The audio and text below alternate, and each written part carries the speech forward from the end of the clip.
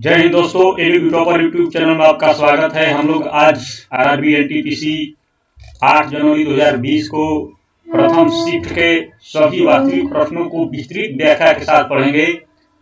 अभी तक जो मेरे चैनल को लाइक और सब्सक्राइब नहीं किए, सब्सक्राइब करके बेल बटन का घंटी दबा दें ताकि उनको हर अपडेट हमारी मिलती रहे। तो दोस्तों, बिना देर किए हुए चलते हैं हम अपने प्रश्नों पर। पहला प्रश्न आया था कि नवंबर 2020 तक वर्ल्ड बैंक के अध्यक्ष कौन है? तो आंसर हो जाएगा डेविड मालपास। और डेविड मालपास अमेरिका से संबंधित हैं और 13वें वर्ल्ड बैंक अध्यक्ष हैं। अगला है कि आईएमएफ की प्रबंध निदेशक कौन है? क्रिस्टलिना जार्जिवा। ये जो बुल्गारिया की है, याद कर लीजिए, आ सकता है। महानिदेशक यूनेस्को आंद्रे एजेलो, जो फ्रांस की है। अगला प्रश्न आया था कि भारत द्वारा सूर्य के मिशन के अध्ययन के लिए अंतरिक्ष मिशन का नाम क्या है? तो आदित्य L1। और इसका प्रक्षेपण जो होगा 2022 तक होगा।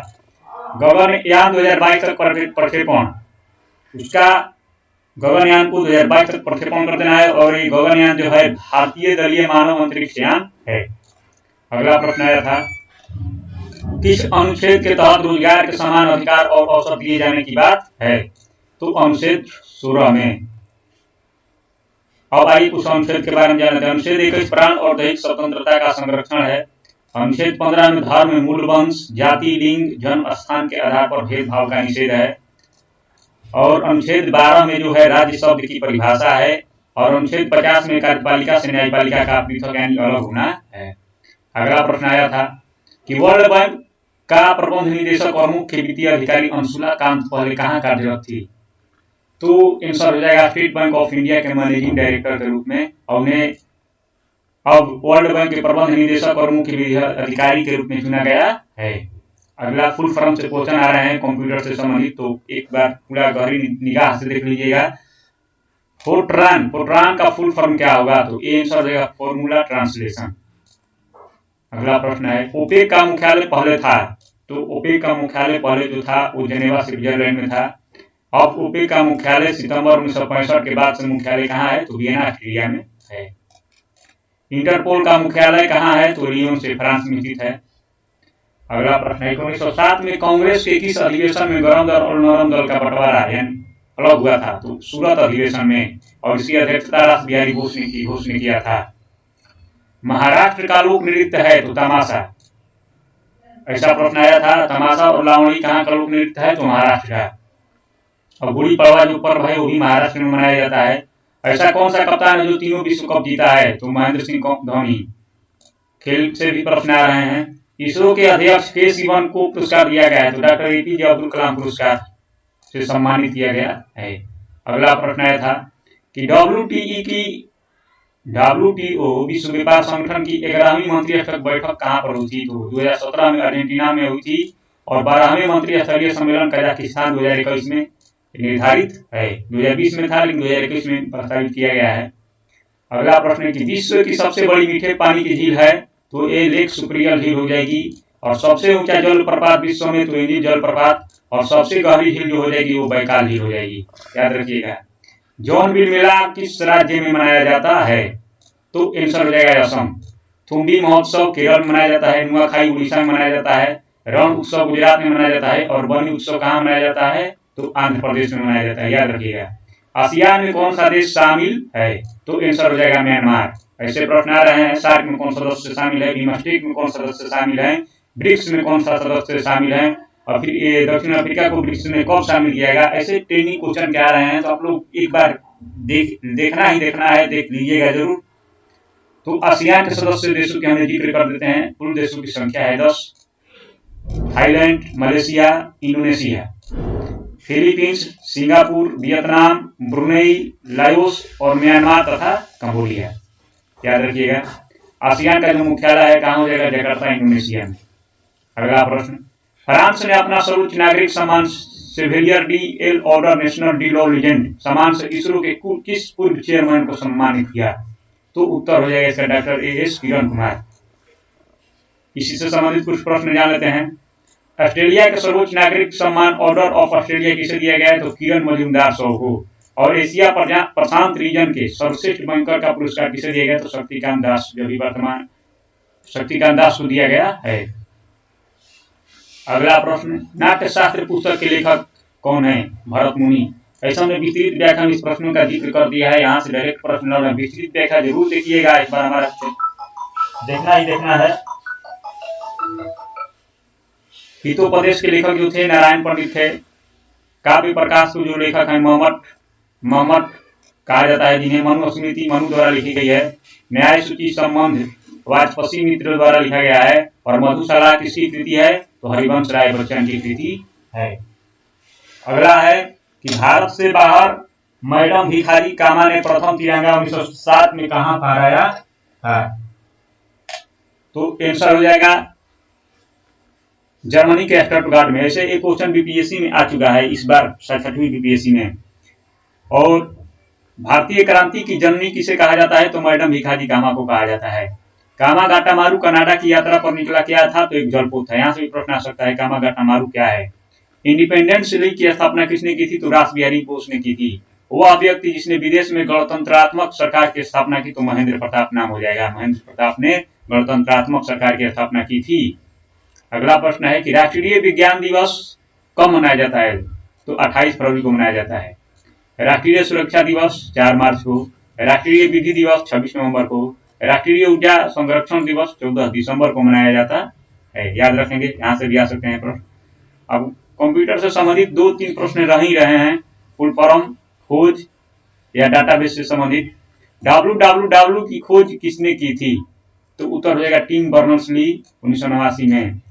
HTML का विकास टिम बर्नर्स-ली के द्वारा ही किया गया था। और यूट्यूब की शुरुआत कब हुई थी? तो 2005 में हुई थी। गूगल सर्च इंजन का विकास सेर्गेई ब्रिन और लैरी पेज ने किया था। URL की रचना किसने की थी? तो टिम बर्नर्स-ली ने ही की थी। अगला प्रश्न है भारत के किस नदी में डॉल्फिन पाई जाती है? तो आंसर हो जाएगा गंगा हो जाएगा, ब्रह्मपुत्र हो जाएगा और ब्यास।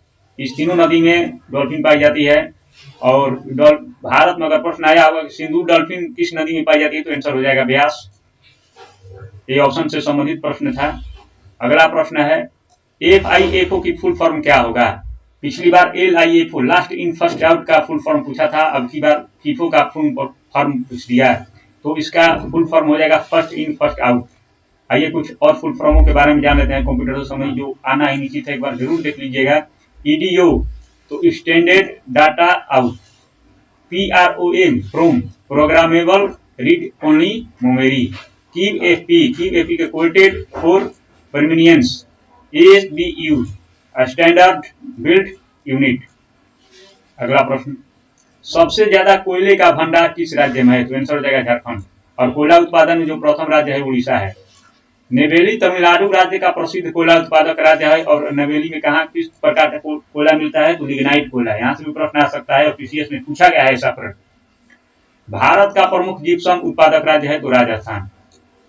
लौह अयस्क में कौन सा उत्पादक राज्य शीर्ष है? तो उड़ीसा। सोना में कौन सा राज्य शीर्ष है? तो कर्नाटक। अभ्रक में आंध्र प्रदेश। तांबा में कौन सा राज्य उत्पादन में शीर्ष है? तो मध्य प्रदेश। और चांदी में कौन सा राज्य उत्पादन में शीर्ष है? तो राजस्थान। याद रखिएगा, यहाँ से प्रश्न आना ही आना है। कौन सा संक्रामक रोग नहीं है?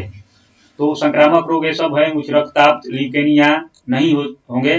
कैंसर, मेरास्मस और क्वासिकोर जो प्रोटीन की कमी से होते हैं। संक्रामक रोग किसे कहते हैं? जो जीवाणु, विषाणु, प्रोटोजोआ और कवक से जो रोग फैलते हैं उन्हें संक्रामक रोग कहते हैं। जैसे में मलेरिया, टाइफाइड, चेचक, इन्फ्लुएंजा आदि, ये सब सभी संक्रामक रोग हैं। ग्लूकोज जब टूटता है तो बनता है, तो क्या बनता है? तो पाइरुविक अम्ल। ऐसे प्रश्न आ रहे हैं। जीव विज्ञान से 2 प्रश्न आए थे इस बार। तो ग्लाइकोलाइसिस में ऑक्सीजन की अनुपस्थिति में ऊर्जा उत्पन्न होती है तथा पाइरुविक अम्ल का निर्माण होता है। और ग्लाइकोलाइसिस के फलस्वरूप 2 अणु मिलते हैं। क्रेब्स चक्र में पाइरुविक अम्ल का पूर्ण ऑक्सीकरण होता है।